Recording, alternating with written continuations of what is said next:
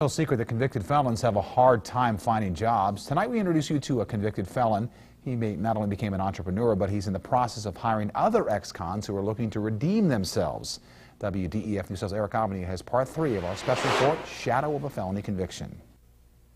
His name is Irvin Rainey, and he's a convicted felon who served 4 years in prison. When he got out and looked for a job, no one would hire him. So with help from community organizers, he started his own business. Irvin Rainey owns Big Buff's Barbecue in Chattanooga. He's known as Big Buff for a good reason. I'm 6'11", I like to eat. Rainey can smile now that he's enjoying life on the outside, but for 3 years after getting out of prison, life was difficult for Rainey because no one would hire him. He recalls an incident when an employer did the unthinkable during a job interview. He said, "Well, I see here you got a convicted felon." I said, "Yes." He sat there and tore the application up in my face. After numerous attempts to get past the interview process, he tried a different method when he came across that section of job applications asking about criminal history. And most of the time I left it blank.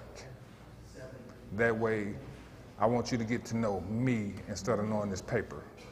Pressure was mounting on Rainey to gain legal employment, but after countless failed attempts, I wanted to go back to the streets.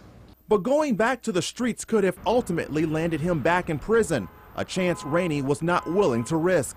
I knew I had to do something, and streets weren't an option no more.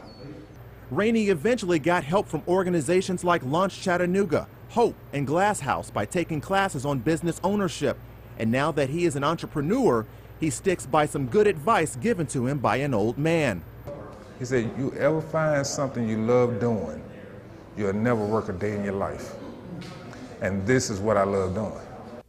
For more information about living with a felony conviction, go to our website at WDEF.com and click on the story. In the studio, Eric Avani, WDEF News 12.